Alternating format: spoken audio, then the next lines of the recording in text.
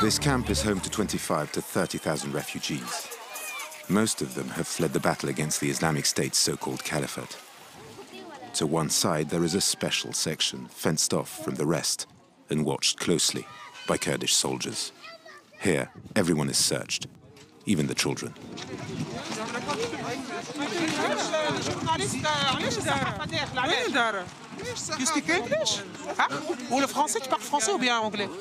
These women are foreign jihadi brides who traveled to Syria during the Islamic State's heyday.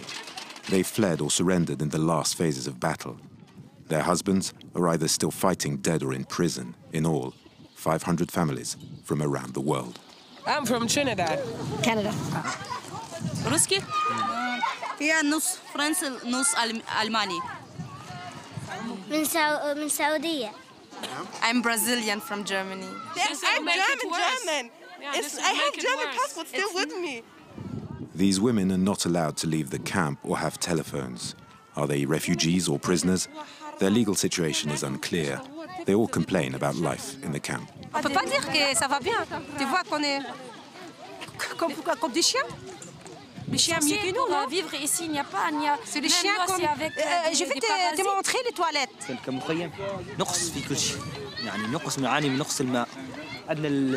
We have a lot of problems in this camp. We're short on everything. We lack water, food, bathrooms, toilets. The conditions are terrible. It's all because the UNHCR gives us nothing for them.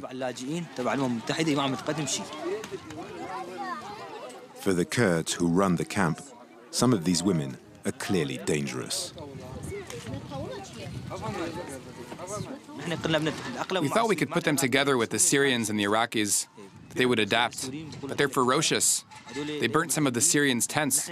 They would call them kuffars, infidels. They consider themselves as the only true Muslims, so we had to separate them. Most of these women claim they've abandoned the Islamic State's ideology.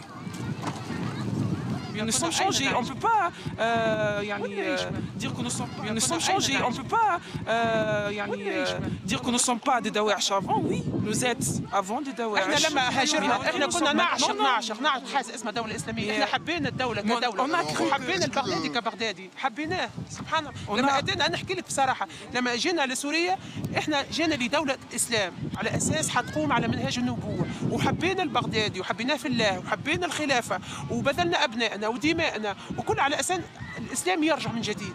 الاسلام تاع رسول محمد صلى الله عليه وسلم. الاسلام ما كانش بيقتل الاطفال هيك الظلم هيك ليس مش هيك. In their defense, most of these women insist they didn't know what they were getting into.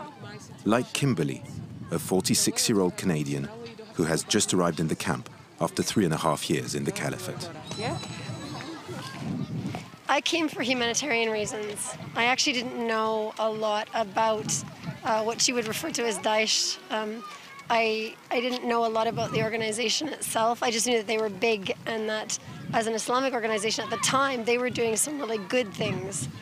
I don't think that negates the negatives, but I mean, I tried to leave and they put me in prison when I tried, so I ended up being trapped. You have to ask the woman to come in. Yeah, can you just ask them to veil? When Kimberly moved to the caliphate mid-2015, the jihadi terror campaign was well underway. Yes, I knew about Charlie Hebdo, yeah. But again, we'd had an attack on Canadian soil as well. I chalked it up to being a handful of individual lone wolves that were kind of acting on their own. This large tent is for newcomers. Amongst them, a French woman, Mathilde. She says she was disappointed with life in the caliphate and shocked by certain practices, such as the enslavement of Yazidi women. Après, malheureusement, c'est comme tout, vous vous y habituez. C'est comme les bombes, c'est comme les décapitations. Malheureusement, vous vous habituez. Mais au départ, oui, quand vous arrivez et que vous voyez... Enfin, moi, j'ai pas vu personnellement, mais quand vous savez... Their husbands fought a brutal battle against the Kurds. To these women, decent treatment by their new jailers comes as a surprise. Je m'attendais à pire de ce côté-là, mais non, franchement, ça va. Il n'y a pas de violence, ils nous parlent gentiment. Quand on demande quelque chose, vous en pour aller aux toilettes, tout ça, il n'y a pas de souci. Donc non, ça va. Ce côté-là, ça va. Off camera, many women tell us the most radical of them wreak terror within the camp. They even burned the tents of those who criticize the Islamic State group. Give to us this a child died. Can you just stop? Sure. These Europeans dreamt of being treated like princesses alongside their proud Mujahideen husbands. Now, they're afraid they might have to spend years under these tents and want to be repatriated. I don't even have Google to research what I do by my child because he's coughing blood now. Khadija has been waiting here for over a year. Now, she would do anything to return to Germany. I did a mistake. I came here. My children are here. If I have to sit 20 years in prison and I have to pay for it, even the money for that I stay in prison, I would go 30 years in prison. Really, the life here is psychological, more a test than Guantanamo. Nous sommes des êtres humains. Une fois on fait des choses justes, une fois on fait des choses pas justes. Alors on a fait des choses pas justes. Et on regrette. On regrette, non? Et alors, la punition doit être toute la vie ou quoi? The problem is their intentions. They tell us what we want to hear, but we have no idea about what they really think. That's a problem that must be addressed by experts. When they gave themselves up, some of them told us the Islamic State group briefed them, telling them, surrender, go back home to your countries, get your strength back, and we will start again.